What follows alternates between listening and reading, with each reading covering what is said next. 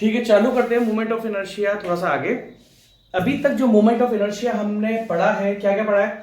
Centroid के बारे में पढ़ा है हमने, सेंटर ऑफ ग्रेविटी के बारे में पढ़ा है कि किस तरीके से सेंट्रोइड और सेंटर ऑफ ग्रेविटी आप फाइंड करते हो फर्स्ट मोमेंट ऑफ एरिया से। फिर हमने मोमेंट ऑफ इनर्शिया पढ़ा, फिर हमने पढ़ा थ्योरम ऑफ परपेंडिकुलर एक्सिस, फिर हमने पढ़ा theorem of parallel axis.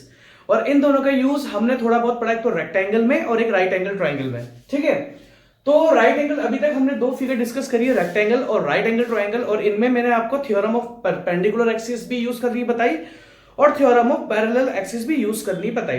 But आगे चीज ध्यान रखना, कुछ मैं इंपॉर्टेंट पॉइंट्स लगा रहा हूं आपको, important points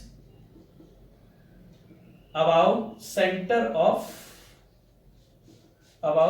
centre of gravity या सेंट्रॉइड, सेम चीज। इसमें एक इंपॉर्टेंट पॉइंट है, ध्यान से देखना, किसी भी बॉडी का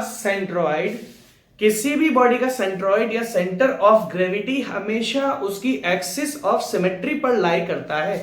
कहने का मतलब क्या है, मैंने आपसे क्या बोला, सेंट्रॉइड या centre of gravity is always lies on axis of symmetry. ठीक है, एक्सिस ऑफ सिमेट्री। अभी एक्सिस ऑफ सिमेट्री क्या है, ध्यान से देखना भाई। अगर मान लो मैं एक आइसोसेलेस ट्रायंगल बनाता हूं, ये कौन सा ट्रायंगल है? Isosceles triangle. आइसोसेलेस ट्रायंगल क्या होता है? जिसकी दो साइड्स इक्वल होती हैं। ठीक है, इसकी दो साइड्स इक्वल है। तो अगर इन केस मान लो मैंने क्या बोला, centroid is always lies on axis of symmetry, तो दैट मींस इसकी वो देखो, आइसोसेलेस ट्रायंगल का मतलब है कि इसकी दोनों ट्रायंगल, ये वाली दोनों साइड्स आपकी इक्वल होंगी। तो अगर दोनों साइड इक्वल है और अगर मैं इसको एक लाइन ऐसी लेता हूं, तो ऑब्वियसली ये दोनों एक दूसरे के ऊपर ओवरलैप हो जाएंगे। ठीक है, तो एक्सिस ऑफ सिमेट्री का मतलब क्या है कि जिस एक्सिस पर दोनों एरियाज एक दूसरे के ऊपर ओवरलैप हो जाए, वहीं पर अगर मैं इसको देखो, अगर इसको अपन इस तरीके इस एक्सिस पे मोड़ते हैं, तो ये एरिया के ऊपर ओवरलैप हो जाएगा क्योंकि दोनों साइड्स इक्वल है और नीचे भी आपका इक्वल है। बट इन केस अगर मैं इसको एक्स एक्सिस पर ओवरलैप करने की कोशिश करूंगा, तो देखो यार, ये एरिया बड़ा है, ये छोटा है, तो ये एक दूसरे के ऊपर ओवरलैप नहीं होगा। तो कहने का मतलब है कि आइसोसेलेस ट्रायंगल में आपकी जो एक्सिस ऑफ सिमेट्री है वो आपकी वाई एक्सिस है। अब ध्यान से देखना, centroid is always lie on axis of symmetry, तो ये वाई एक्सिस जो इसकी है वो एक्सिस ऑफ सिमेट्री है। दैट मींस सेंट्रोइड जो रहेगा वो आपका इस, चाहे वो इधर हो, चाहे वो ऊपर हो, चाहे वो नीचे हो, वो रहेगा इस एक्सिस पर ही, ना वो इधर आएगा, ना इधर आएगा, ना इधर, ना इधर, क्योंकि वाई एक्सिस पर इसकी एक्सिस सिमेट्री है, तो ये इस पर ही आएगा। ठीक है, एक और चीज ध्यान से देखते हैं कि इन केस अगर मान लो ये आपका क्या है, ये आपका चैनल सेक्शन में एक बना रहा हूं। ठीक है, ये रहा आपका चैनल सेक्शन कुछ इस तरीके से, ये दोनों बराबर है। क्या आप वाई एक्सिस पर इसको एक दूसरे के ऊपर ओवरलैप करा सकते हो? नहीं करा सकते, क्योंकि जैसे ही आप वाई एक्सिस लोगे तो यार ये एरिया अलग है, ये एरिया अलग है, तो इस चैनल सेक्शन में इसकी axis of symmetry y axis नहीं है। इस चैनल सेक्शन में इसकी एक्सिस ऑफ सिमेट्री क्या है? हाँ, बट इन केस अगर मैं कोई एक्स एक्सिस लेता हूं, ये आपकी एक्स एक्सिस है, ठीक है, तो आप क्या करोगे, इन दोनों को ऑब्वियसली आप देखो, इस पर जैसे मैं इसको मोड़ूंगा तो ये सेम टू सेम एरिया इसके ऊपर ओवरलैप हो जाएगा। तो आप बोल सकते हो कि हाँ यार, इस चैनल सेक्शन में वाई एक्सिस पर तो एक्सिस ऑफ सिमेट्री नहीं है, बट एक्स एक्सिस पर इसकी एक्सिस ऑफ सिमेट्री है। दैट मींस अब देखो, सेंट्रोइड इस एक्सिस पर ही रहेगा। अब वो कहां रहेगा वो बाद में देखेंगे, ना ये सेंट्रोइड ऊपर जाएगा, ना ये सेंट्रोइड नीचे जाएगा। वहीं पर अगर मैं आई सेक्शन की बात करूं कुछ इस तरीके से, ठीक है, आपका आई सेक्शन ध्यान से देखो, ये रहा आपका आई सेक्शन, हमने दोनों सब कुछ इक्वल बना दिया इसका। दैट मींस ये जो आपका फ्लैंज है, ये फ्लैंज इक्वल है, ये वेब आपका इक्वल है। तो अब ध्यान से देखो, इस आई सेक्शन में आपका सेंट्रोइड, एक तो ये आई सेक्शन आपका वाई एक्सिस पर भी ओवरलैप हो जाएगा। ठीक है, दैट मींस श्योर इसमें आपका, अगर ये दोनों इक्वल हैं तो ये फ्लैंज और ये फ्लैंज की डायमेंशन आपके इक्वल होने चाहिए। ठीक है, अगर इन केस, ठीक है, अगर ये आपका बड़ा होता तो भी ये वाई एक्सिस पर ओवरलैप हो जाएगा। बट अब ध्यान से देखो कि इस वाले आई सेक्शन में ये आपका एक्स एक्सिस पर भी ओवरलैप हो रहा है। कहने का मतलब ये है कि इस पे axis of symmetry y axis भी है, इस पर एक्स एक्सिस भी है। तो जहां इनका इंटरसेक्शन होगा, ये रहा, जहां इन दोनों एक्सिस का इंटरसेक्शन होगा, यही आपका सेंट्रोइड बनेगा। वहीं पर अगर मैं एक और सेक्शन ले लूं, इधर ध्यान से देखो, इस आई सेक्शन में हम क्या करते हैं, दोनों जो फ्लैंज है, इन दोनों फ्लैंजेस को थोड़ा अलग बना देते हैं। ठीक है, ऊपर वाला फ्लैंज आपका बड़ा बना दिया मैंने, नीचे वाला फ्लैंज आपका छोटा बना दिया। तो ध्यान से देखना, अगर मैं आपसे पूछूं कि क्या ये आपका वाई एक्सिस पर सिमेट्रिक है, तो आप बोलोगे हाँ सर बिल्कुल। ये जैसे ही मोड़ोगे तो ये एरिया इसके ऊपर ओवरलैप हो जाएगा, ये इसके ऊपर ओवरलैप हो जाएगा और ये इसके ऊपर ओवरलैप हो जाएगा। बट अगर मैं आपसे पूछूं क्या ये आपका एक्स एक्सिस पर सिमेट्रिकल है, तो आप बोलोगे नहीं सर। जैसे ही आप इस एक्सिस पर इसको मोड़ने की कोशिश करोगे तो ये वाला जो फ्लैंज का एरिया है वो बड़ा है और ये वाला एरिया आपका छोटा है, तो इसकी axis of symmetry x axis पर बिल्कुल भी नहीं है। दैट मींस अब इसकी एक्सिस ऑफ सिमेट्री क्या है, ये वाली, तो दैट मींस आपका सेंट्रोइड इस वाली एक्सिस पर ही कहीं ना कहीं लाई करेगा। इसको एक बार ध्यान से देख लो।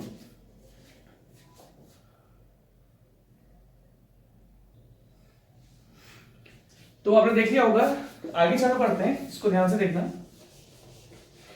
सेंट्रोइड के बारे में आपको मैं एक चीज और बताऊंगा, अगर आपको ध्यान हो तो सेंट्रोइड फाइंड करने के लिए, ये एक्चुअली हम सेंट्रोइड के कुछ इंपॉर्टेंट पॉइंट्स डिस्कस आपसे कर रहा हूं मैं, आप ठीक है।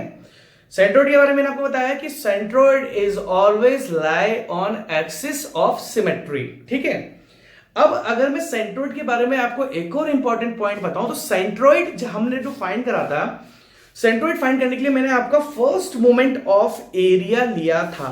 और अगर आपको ध्यान हो तो हमने, अगर आपने इसका पहले वाला लेक्चर देखा है जो 1 घंटे से 1-1.5 घंटे का है, उसमें आप ध्यान से देखना कि आई जो मैंने लिया था वो था a1 x1 bar is equals to, sorry ax bar is equals to a1 x1 bar plus a2 x2 bar, कुछ इस तरीके से लिया था।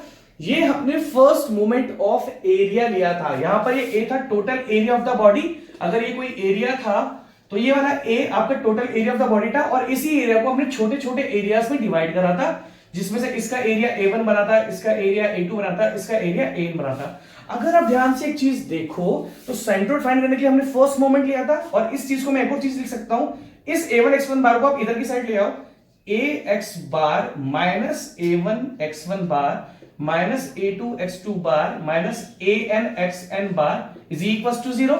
आपने राइट हैंड साइड की सारी वैल्यूज को लेफ्ट हैंड साइड लिख लिया, तो जब आप लेफ्ट हैंड साइड इसको लेके जाओगे तो सारा क्या बन जाएगा आपका 0।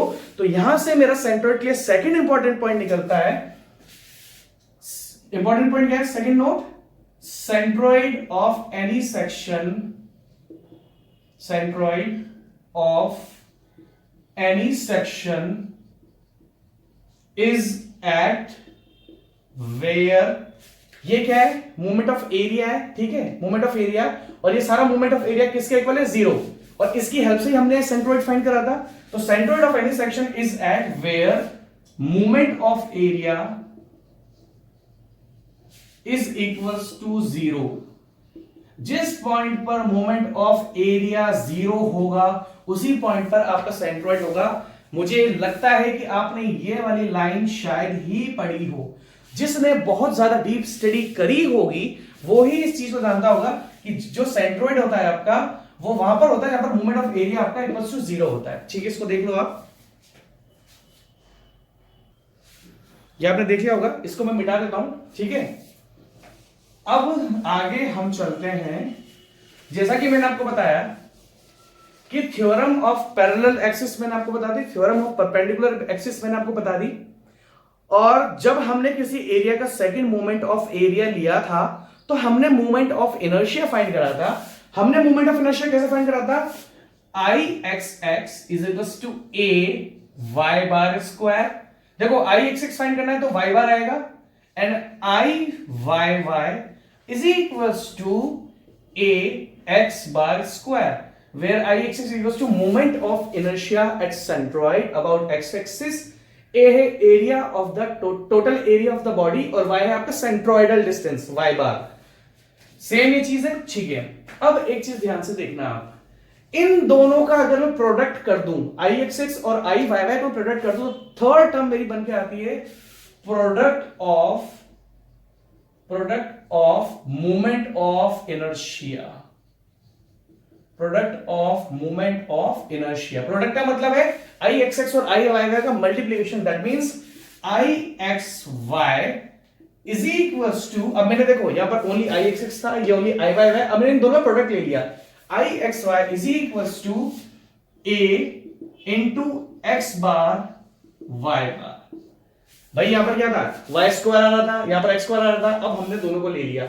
या फिर ये तो आप किसी भी बड़े एरिया के लिए, ये है for total area, for total area. अगर मैं किसी टोटल एरिया में से कोई छोटा सा एरिया लेता हूं तो आई एक्स वाई आपका बन जाएगा इंटीग्रेशन ऑफ, भाई ये टोटल एरिया था, अब हमने किसी छोटा एरिया को इंटीग्रेट कर दिया इंटू एक्स बार वाई बार। अब ये है आपका product of moment of inertia. इसके बारे में एक खास बात मैं आपको बताता हूं, पहले इसको आप देख लो, क्योंकि मैं ट्राइंगल का केस लूंगा इसमें, ठीक है। तो ट्राइंगल का केस ले लेते हैं हम लोग, ध्यान से देखना, ये फॉर्मूला आपको ध्यान रखना है, क्योंकि अब राइट एंगल ट्राइंगल का मैं केस आपसे डिस्कस कर रहा हूं। और देखो राइट एंगल ट्राइंगल के केस में मैं आपको product of moment of inertia कैसे निकलता है वो मैं आपको बताऊंगा। एक देखो इसका डेरिवेशन किसी भी काम का नहीं है, बट देखो हमें आई एक्स एक्स पता होता है, ट्राइंगल का आई एक्स एक्स क्या है, बी एच क्यूब अपॉन 36, तो वो आपको पता रहता है। But product of moment of inertia आपको बिल्कुल भी नहीं पता है, तो इसका एक ट्राइंगल का मैं आपको डिराइव करके दिखा देता हूं। इसके नेक्स्ट केसेस में इसको डायरेक्ट लिखूंगा, क्योंकि इसका डेरिवेशन किसी काम का नहीं है। थोड़ा सा डेरिवेशन मैं आपको इसलिए बता रहा हूं कि थोड़ा बहुत आपको आइडिया लग जाए कि यार ये फाइंड होता कैसे है, ठीक है। तो एक काम करते हैं, एक राइट एंगल ट्राइंगल मैं आपके लिए ले लेता हूं, ये रहा राइट एंगल ट्राइंगल आपका, ठीक है, ध्यान से देखना। ये लो मैंने आपके लिए क्या बना दिया, एक राइट एंगल ट्राइंगल। इस राइट एंगल ट्राइंगल का ये आपका बी है, ये हाइट आपकी कितनी है h। इससे मैंने आपको बताया था कि अगर ये सेंट्रोइड है, यहां से लेके यहां तक, ये होता है आपका y बार, ये होता है आपका x बार, ये x बार होता है आपका b/3 फ्रॉम, अगर मैं a b c लिख देता हूं तो ये x बार होता है आपका b/3 फ्रॉम ac। वहीं पर आपका y बार होता है y बार आपका h/3 फ्रॉम ए बी, ठीक है। अब ये ए सी क्या है, रेफरेंस लाइन, ए बी क्या है, रेफरेंस लाइन। मैंने आपको बताया था कि कभी भी आपको एक्स बार फाइंड करना पड़ेगा, ये रहा एक्स बार, तो रेफरेंस वाई एक्सिस में बनती है, और कभी भी आपको वाई बार फाइंड करना पड़ेगा तो रेफरेंस आपकी एक्स एक्सिस में बनती है, ठीक है भाई। अब इसको आगे कंटिन्यू करते हैं। अगर आप ध्यान से देखो तो मैंने इसका आपको दो चीजें और बताई थी, आई एक्स एक्स कितना होता है, बी एच क्यूब अपॉन 36, और वहीं पर मैंने इसका आपको आई वाई वाई बताया था, एच बी क्यूब अपॉन 36। फिर मैंने आपको एक चीज और बताई थी, मैंने आपको बताया था कि आई एक्स एक्स का मतलब क्या है, आई एक्स एक्स का मतलब है कि जो भी इस ट्रायंगल का सेंट्रोइड है, ये हो गया आपका आई एक्स एक्स, कि इसके सेंट्रोइड से जो लाइन जा रही है और एक्स डायरेक्शन में जा रही है, या ठीक है। तो इस पर जो मोमेंट ऑफ इनर्शिया वो आई एक्स एक्स है। वहीं पर जब हम इसको मिटा देते हैं और जब मैंने इसके सेंट्रोइड पर y एक्सिस ली थी, मतलब एक ऐसी y एक्सिस जो सेंट्रोइड से पास हो रही है, इस पर मोमेंट ऑफ इनर्शिया होता है आपका आई वाई वाई, ठीक है। ये सब हमने कर लिया था। फिर मैंने आपको क्या बताया था कि भाई सेंट्रोइड पर तो बच्चों को ही पता होता है कि मोमेंट ऑफ इनर्शिया कितना है। फिर हमने थ्योरम ऑफ पैरेलल एक्सिस, कौन सी, थ्योरम ऑफ पैरेलल एक्सिस मैंने आपको यूज करके बताई थी, और वहां पर मैंने ये जो बेस दिख रहा है आपको ए बी, इस ए बी पर मैंने आपको मोमेंट ऑफ इनर्शिया फाइंड करके बताया था, और यहां पर लिखा था आई ए बी। ये आई ए बी आपके पास आया था बी एच क्यूब अपॉन 12। तो इस राइट एंगल के बारे में हमें इतना पता है। अब इसी राइट एंगल का मैं क्या फाइंड करूंगा, मैं फाइंड करूंगा आई एक्स वाई। तो स्पेशली इन सारी चीजों को देख लो, क्योंकि अब आगे कंटिन्यू करने वाला हूं। मैंने आपको सेंट्रोइड बता दिया, मैंने आपको आई एक्स एक्स बता दिया, आई वाई बता दिया, और इस बेस पर जो मोमेंट ऑफ इनर्शिया होता है ये हमने सब सॉल्व कर लिया था। अब इसी राइट एंगल ट्रायंगल का अब हम आगे फाइंड करेंगे कि इसका product of moment of inertia कैसे निकल कर आता है, ठीक है। अब एक चीज ध्यान से देखना, सबसे पहले मैं इसको मिटा देता हूं, ठीक है। आप लिख लो अगर पिछले लेक्चर में आपको छूटा हो तो, ठीक है, मिटा देते हैं इसको। अब product of moment of inertia के बारे में भी मैं आपको एक बहुत इंपॉर्टेंट बात बताता हूं। अगर किसी भी एरिया में अगर आपकी एक भी एक्सिस ऑफ सिमेट्री आ गई, वापस सुनना, मैंने आपसे क्या बोला, अगर किसी भी एरिया में, चाहे वो रेक्टेंगल हो, ट्रायंगल हो, कुछ भी हो, उसमें एक भी एक्सिस ऑफ सिमेट्री आ गई तो उसका product of moment of inertia always zero के इक्वल होगा। कहने का मतलब क्या है कि ये मेरा राइट एंगल ट्रायंगल है, क्या ये लो, अगर मान लो इसका ये सेंट्रोइड है, ठीक है, और मैंने लाइन खींची, तो क्या ये एक दूसरे के ऊपर ओवरलैप हो जाएगा? बोलोगे सर नहीं होगा। मैंने कहा ठीक है, अगर ये एक दूसरे के ऊपर ओवरलैप नहीं हो रहा है, ओवरलैप का मतलब क्या होता है कि ये एरिया और ये एरिया जब आप इसको बीच में से मोड़ दोगे तो ये एरिया और ये एरिया आपका सेम होना चाहिए। क्या ये एरिया और ये एरिया सेम है? बोलोगे नहीं, एक दूसरे के ऊपर ओवरलैप नहीं करेगा। तो मैं बोल दूंगा कि इसकी axis of symmetry y axis तो बिल्कुल भी नहीं है। ठीक है, वाई एक्सिस तो बिल्कुल भी नहीं है। फिर मान लो इसी सेंट्रोइड से जब मैं एक कोई एक्स एक्सिस ले रहा हूं, क्या इस पर आप एरिया को ओवरलैप कर दोगे? बोलोगे नहीं सर, ये एरिया बड़ा है, ये एरिया छोटा सा दिख रहा है, तो ये भी एक दूसरे के ऊपर ओवरलैप नहीं होगा। तो मैं बोलूंगा बिल्कुल सही बात है कि इस राइट एंगल ट्रायंगल में एक भी एक्सिस ऑफ सिमेट्री नहीं है। समझ रहे हो मेरी बात? इस राइट एंगल ट्रायंगल में एक भी एक्सिस ऑफ सिमेट्री नहीं है, इसलिए इसका product of moment of inertia 0 के इक्वल नहीं होगा। इसकी कुछ ना कुछ वैल्यू 100% होगी, जो मैं आपको अभी सॉल्व करके बताऊंगा। बट इन केस अगर ये रेक्टेंगल आप ले लो, ठीक है, ये रहा आपका रेक्टेंगल, इस रेक्टेंगल में मैं बोलूंगा इसके सेंट्रोइड पे एक लाइन करो, ये एक्स एक्सिस क्या एक दूसरे के ऊपर ओवरलैप हो रहा है? बोलोगे हाँ सर 100% हो रहा है। फिर मैं बोलूंगा क्या ये वाई एक्सिस पर ओवरलैप हो रहा है? इस तरीके से मोड़ूंगा तो आप बोलोगे सर 100% हो रहा है। तो इस रेक्टेंगल में तो दो एक्सिस ऑफ सिमेट्री है। दैट मींस अगर किसी भी सेक्शन में एक भी एक्सिस ऑफ सिमेट्री आपको मिल गई तो भी product of moment of inertia 0 के इक्वल होता है, और इसमें तो हमारी दो एक्सिस ऑफ सिमेट्री है। दैट मींस इस केस में I x Y is always equals to 0। वहीं पर अगर मैं एक आइसोसेलेस ट्रायंगल लेता हूं, आइसोसेलेस ट्रायंगल में क्या होता है कि आइसोसेलेस ट्रायंगल में ये रहा इसका सेंट्रोइड, अगर मैं इस सेंट्रोइड से वाई एक्सिस पहुंचता हूं तो हाँ ये दोनों एरिया एक दूसरे के ऊपर ओवरलैप हो रहे हैं, बट जब मैं एक्स एक्सिस लूंगा तो ये दोनों एक दूसरे के ऊपर ओवरलैप नहीं हो रहे। तो आप बोलोगे सर इसमें एक्स एक्सिस तो आपकी सिमेट्री नहीं है, इसमें ओनली जो आपकी सिमेट्री मिल रही है वो कौन सी में मिल रही है? वाई एक्सिस में। तो आपको फिर भी एक एक्सिस ऑफ सिमेट्री मिल गई ना। तो अगर आपको किसी भी फिगर में एक भी एक्सिस ऑफ सिमेट्री मिल गई तो इसका भी product of moment of inertia किसके इक्वल होगा? 0 के इक्वल होगा। वहीं पर अगर मैं सर्कल की बात करता हूं तो सर्कल में भी एक्सिस ऑफ सिमेट्री होती है, तो इसका भी product of moment of inertia किसके इक्वल होगा? 0 के इक्वल होगा। ये आप देख लो। फिर हम आगे चालू करते हैं।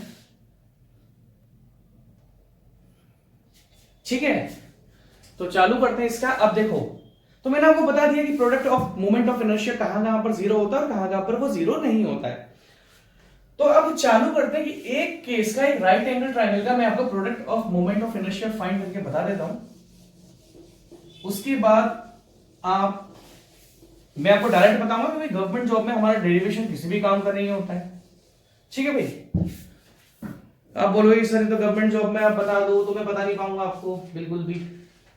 ठीक है, डेरिवेशन नहीं, कॉलेज की पढ़ाई तो करनी है। ये देखो ध्यान से देखना, मैंने एक राइट एंगल ट्रायंगल बना लिया कुछ इस तरीके से, बड़ा बना रहा हूं, काम आएगा मेरा। नीचे वाली जो बेस है ये आपका बी है, और ये जो हाइट है आपकी ट्रायंगल की वो कितनी है आपकी? एच। मैंने क्या बताया था आपको कि अब हम क्या करेंगे, हम किसी भी एक्स, ध्यान से देखना, हम किसी भी एक्स डिस्टेंस पर, इस एक्स डिस्टेंस पर मैं एक स्ट्रिप ले रहा हूं, रेक्टेंगुलर स्ट्रिप इस तरीके से, ये यहां से देखना उड़ जाएगा पूरा टॉपिक।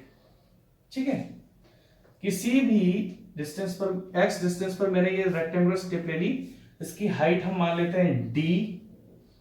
क्या मान लिया हमने? डी। डी बाद में रिमूव हो जाएगा, मैं रिमूव कर दूंगा। ठीक है, और ये जो इसकी विड्थ है स्ट्रिप की, इसको हमने मान लिया डी एक्स। क्या मान लिया भाई? D x. तो ध्यान से देखना कि जब इस डी एक्स को मैं 0 से लेके बी तक, ये कितनी है विड्थ इसकी? बी। तो ds को मैं जब 0 से लेके बी तक करूंगा तो मुझे एरिया मिल जाएगा, रेक्टेंगुलर स्ट्रिप का एरिया मिल जाएगा। ठीक है, तो ध्यान से देखना, बहुत ज्यादा ध्यान से देखना। ये रहा ट्रायंगल ए बी सी। सबसे पहली बात, product of moment of inertia का फॉर्मूला क्या होता है? I x Y is equal to integration of, अब देखो मैंने ये जो छोटी वाली स्ट्रिप है, इस छोटी वाली स्ट्रिप का एरिया कितना है? D A. इस छोटी वाली स्ट्रिप का एरिया डी है, और आप ध्यान से देखोगे कि डी ए किसके इक्वल है? देखो इस रेक्टेंगुलर स्ट्रिप की हाइट कितनी है? डी, और इसकी विड्थ कितनी मानी मैंने? D x. तो डी इंटू डी एक्स, ये तो उसका रेक्टेंगुलर स्ट्रिप का एरिया हो गया। मैं आपको फिर बोल रहा हूं ध्यान से देख लो, वरना उड़ जाएगा पूरा का पूरा टॉपिक। ये मत सोचना कि हमारे किसी काम का नहीं है। ठीक है, रेक्टेंगुलर स्ट्रिप का एरिया आ गया। ठीक है, अब एक काम करते हैं, देखो यार ये रेक्टेंगुलर स्ट्रिप मैंने ली है, बहुत छोटी सी स्ट्रिप मैंने ली है, इसलिए आपकी ये वाली जो साइड है, ये दोनों साइड हम इक्वल मान लेते हैं क्योंकि बहुत छोटे डिस्टेंस पे होती है ये। तो सबसे पहली बात, मैं dx मैंने किस में लिया है, x डायरेक्शन में, तो मैं इसको इंटीग्रेट करूंगा 0 से लेके b तक, और क्या था x bar y bar into D A. अभी x बार y बार इसका ही है, ठीक है। अब ध्यान से देखना, हमारा सबसे पहला काम होगा कि हमें इस d को रिमूव करना है। हमें किसको रिमूव करना है, d को। तो ध्यान से देखो, ट्राइंगल ए बी सी। अब ध्यान से देखना, ये वाली साइड देखो, बस ये वाली, ये जो बना रहा हूं मैं, इसको मैं मान लेता हूं b डैश, ओनली इस वाली को, और इसको मैं मान लेता हूं आपका a डैश, ठीक है। इस वाली साइड को, इसका नाम मैंने देता b डैश, इसका नाम देता मैंने a डैश। अगर आप ध्यान से देखोगे तो यहां पे दो ट्राइंगल है, कौन कौन से, a b c, ट्राइंगल है आपका a b c, और दूसरा ट्राइंगल कौन सा है आपका, a dash b dash and c। ये रहा आपका दूसरा वाला ट्राइंगल, ठीक है। तो आप बोल दोगे कि सर ये जो a dash b dash c है, ये आपने इस बड़े वाले ट्राइंगल में से तो निकाला है। तो जब कोई ट्राइंगल, अगर इस ये a dash b dash c मैंने इस बड़े वाले ट्राइंगल से ही निकाला है, तो इन वाले दोनों ट्राइंगल्स को हम क्या बोलते हैं, सिमिलर ट्राइंगल्स। हम क्या बोलते हैं इसको, सिमिलर ट्राइंगल्स। और सिमिलर ट्राइंगल्स की खास बात क्या होती है कि बड़े वाला ट्राइंगल, कौन सा वाला बड़ा ट्राइंगल, कौन सा आपका एबीसी, इसकी किसी भी दो साइड का जो रेशियो